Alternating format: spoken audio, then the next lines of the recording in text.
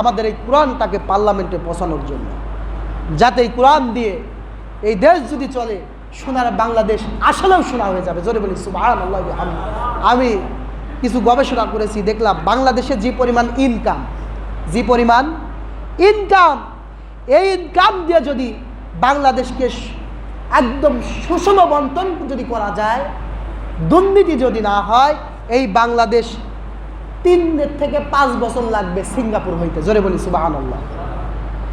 Singapore যেমন উন্নত দেশ, আমার দেশে যদি 5টা বছর যদি এই দুর্নীতি, ঘুষ, এগুলো যদি চাঁদাবাজি যদি না হয়, তাহলে মাত্র 5টা বছরের মধ্যে আশা করা যায় এদেশ সিঙ্গাপুরের কাছাকাছি চলে যাবে।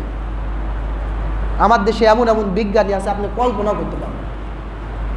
এই যে তেল রপ্তানি করি, হাজার হাজার কোটি টাকা দিয়ে তেল রপ্তানি করতেছি, আমার দেশের যেই হাজার হাজার বাস, ট্রাক, মাইক্রোবাস, মোটরসাইকেল চলে, এগুলো যদি আমাদের দেশে যদি হাইড্রোজেন দিয়ে যদি চালিত হয়, তাহলে দেখা যাবে 3 ভাগের 2 ভাগ আর তেল আমদানি করা লাগবে না, হাজার হাজার কোটি টাকা বেঁচে যাবে। আমার দেশে এমন বিজ্ঞানীও আছে, কিন্তু তাদের মূল্যায়নের অভাবে আমার দেশটা উন্নয়ন হচ্ছে না। ঢাকা বিশ্ববিদ্যালয়ের ছাত্র গিয়ে যুক্তরাষ্ট্রে গিয়ে উড়ন্ত ট্রেন আবিষ্কার করতেছে, তাদেরকে আমরা মূল্যায়ন করি না। বাংলাদেশের ভালো ভালো ডাক্তার আছে, এই যে বাংলাদেশে যে হাসপাতালগুলোতে সিন্ডিকেট এবং অরাজকতা, এগুলো যদি বন্ধ করা যায়, অনেক ভালো ভালো ডাক্তারগুলো আমার বাংলাদেশ থেকে চলে গেছে।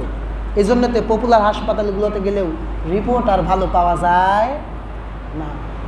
যদি এই সকল ব্যক্তিগুলোকে যদি মূল্যায়ন করা যায়, তাহলে আমার দেশের চিকিৎসা ব্যবস্থা যে পরিমাণ খরচ আমাদের, এর থেকে অর্ধেকে দেবে আসবে। সম্মানিত হাজিরিন, যদি এই অন্যায় কাজগুলো যদি বন্ধ করা যায়, তাহলে এই বিশৃঙ্খলা যদি দমন করা যায় সূরা আযাবের 60 এবং 61 নম্বর আয়াত অনুযায়ী, তাহলে এই দেশটা অরিজিনালি সোনার দেশ হয়ে যাবে। তারপরে যে মূল্যবান কথাটি আল্লাহ রাব্বুল আলামিন বলেছেন 5 নম্বরে, আমরা যদি স্বাধীনভাবে বসবাস করতে যাই, তাহলে আল্লাহ রাব্বুল আলামিন যেই কথাটা রাষ্ট্রের জন্য সূরা নিসার 5 নম্বর আয়াতে আল্লাহ রাব্বুল আলামিন বলেছেন, ওয়ালা তুতুস সুফাহা আমওয়ালাকুমুল্লাতী জাআলাল্লাহু লাকুম কিয়ামান ওয়ারযুকুহুম ফিহা আকসুহুম ওয়া কুলু লাহুম কাওলাম মা'রুফা। আল্লাহ রাব্বুল আলামিন বলছেন, আর তোমাদের যে ধন সম্পদকে আল্লাহ তোমাদের জীবন ধারণের মাধ্যম পরিণত করে দিয়েছেন, তা নির্ভর লোকদের হাতে তোমরা দুর্নীতিগ্রস্ত, যা সম্পদের অপব্যবহার করে, তাদের হাতে তোমরা তোমাদের সম্পদগুলো তুলে দিও না। আমরা যদি আমাদের এই দেশটা যদি দুর্নীতিগ্রস্ত লোকদের হাতে যদি না তুলে দেই, যারা ওয়াদা করে বরখিলাপ করে, যারা সম্পদের অপব্যবহার করে, ঘুষ খায়, সম্পদের অপব্যবহার করে, টাকা পাচার করে দেশ থেকে, এই সকল ব্যক্তির হাতে যদি না দিয়া, যারা আমানতদার, তাদের হাতে যদি আমরা আমাদের সম্পদগুলো সূরা নিসার 5 নম্বর আয়াতটা অনুযায়ী যদি তুলে দেই, এই বাংলাদেশে কোনো মানুষ অনাহারে বিনা চিকিৎসায় বাংলাদেশের মানুষ আর মারা যাবে না।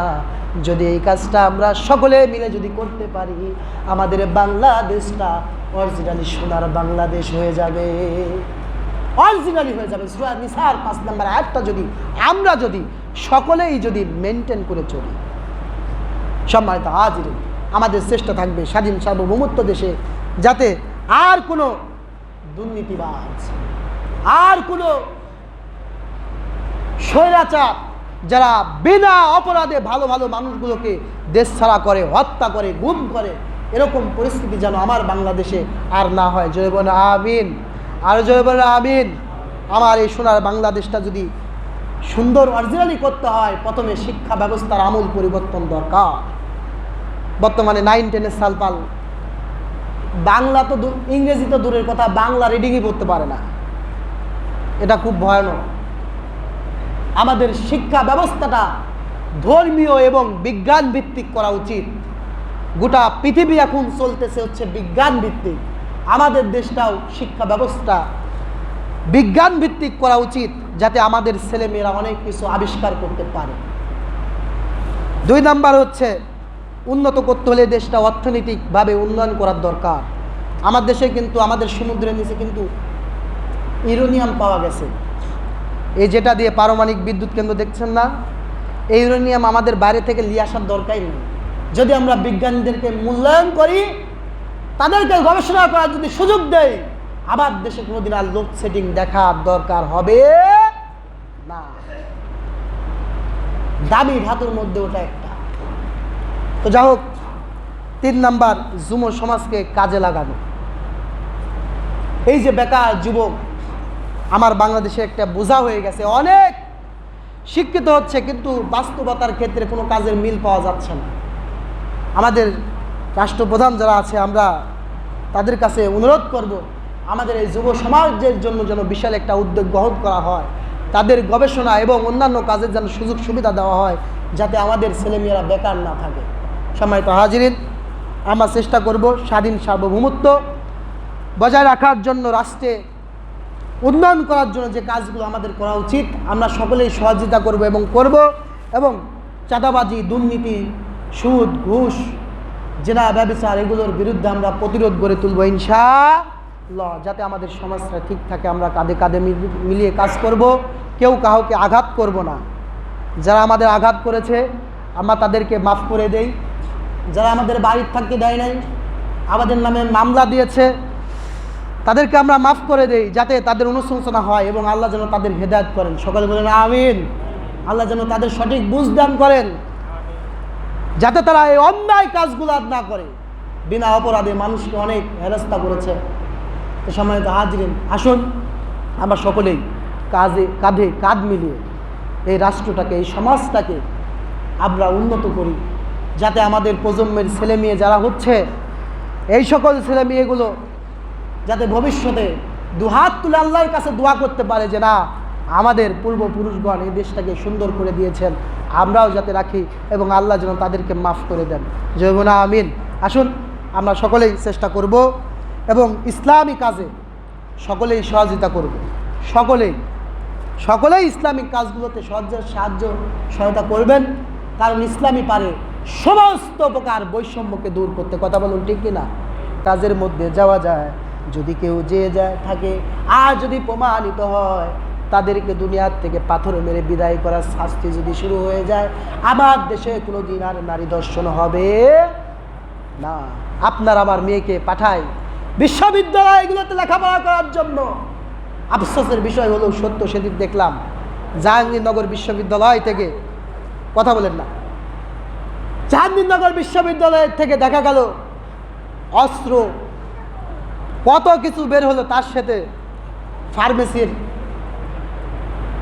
ভাষাটা মুখে আনতে পারতেছি না, অশ্লীল জিনিসও বের করা হয়েছে নারীকে দর্শন করার জন্য। সেই জিনিসগুলো তাদের কাছে দেখা গেল। আল্লাহ মাফ করুন। যদি সমাজের মধ্যে যদি এই শাস্তিটা যদি প্রয়োগ করা হয়, তাহলে বাংলাদেশ থেকে ধর্ষণ, জেনা, ব্যভিচার 100%-এর মধ্যে প্রায় 90%-এর বেশি উঠে যাবে। যে আমার জীবনের ভয় আছে, এই অশ্লীল কাজের মধ্যে যাব, যদি ধরা পড়ি আমার জীবন শেষ। যখন এই আইনগুলো যখন স্বাধীন সার্বভৌমত্ব রাষ্ট্রে যখন তুলে ধরা হবে, যখন আইন প্রয়োগ করা হবে, এই সমাজের মধ্যে কোনো অশ্লীলতা থাকবে না।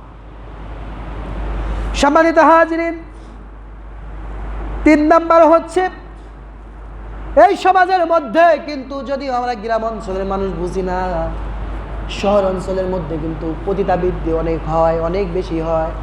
নাইট ক্লাব, অফিসার ক্লাবগুলো যদি সূরা নূরের 33 নম্বর আয়াত অনুযায়ী যদি আমরা এগুলো বন্ধ করে দিতে পারি, তাহলে এই সমাজের মধ্যে কিন্তু অনেক পুরুষ টাকা পয়সা নষ্ট করার থেকে বেঁচে যাবে। শুধু তাই নয়, এই সমাজের অনেক মা বোনদার ইজ্জত সম্ভ্রম দিয়ে বাঁচতে পারবে যদি ওগুলো বন্ধ করে দেওয়া হয়। আশা করবো এই সকল নাইট ক্লাব, অফিসার্স ক্লাবগুলো শহরগুলোতে যেগুলো আছে এগুলো বন্ধ হবে। আমরা আশাবাদী। দেখলাম কালকে ছাত্র জনতা, এক পুলিশ কনস্টেবল এবং এক ছাত্রীকে দেখলাম ধরছে, এই আকাম উকাম করতে গিয়েছে, ছাত্রছাত্রী ধরছে। শুধু ধরা নয়, পাশাপাশি কোরআন দিয়ে এদেরকে যদি বিচার করা যায়, তাহলে এই সকল অশ্লীলতা ব্যয়াপনা এই বাংলাদেশ থেকে চিরতরে নির্মূল করা সম্ভব। কথা বলুন, ঠিক নাকি? ঠিক না?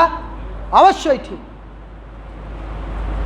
আশা করি যারা রাষ্ট্রপ্রধান দায়িত্ব যাবেন, এই সকল আইনগুলো তারা চালু করবেন, যাতে এই বাংলাদেশে আর কোনো অকারেন্স যাতে কেউ না করতে পারে। সম্মানিত হাজিরিন, তারপরে যদি রাষ্ট্রের মধ্যে যারা বিশৃঙ্খলা করবে, যারা রাষ্ট্রের মধ্যে ডাকাতাই করবে, চাঁদা রাহাজানি করবে, মানুষকে সব সময় দাবায় রাখবে, ভয় ভীতি দেখাবে, যদি এদেরকে কোরআনের সূরা আহজাবের 60 এবং 61 নম্বর আয়াত দ্বারা যদি তাদের দমন করা যায়, যদি এই বিশৃঙ্খলা করে, তাহলে তাদেরকে যদি শাস্তির আওতায় আনা যায়, যদি কোরআন দিয়া যারা দেশের ডাকাতি করবে, এই দেশকে মানুষকে হত্যার মতন কাজকর্ম করবে, এই সকল কাজগুলো যারা করবে, চাঁদাবাজি করবে, তাদের হাত পা বিপরীত দিক থেকে কেটে দেওয়া হবে এবং দেশ থেকে বের করে দেওয়া হবে। যদি আইনগুলো যদি চালু করে দেওয়া হয়, এই বাংলাদেশে আর কোনো একটা চাঁদাবাজ ডাকাত এই বাংলাদেশে আর খুঁজে পাওয়া যাবে না।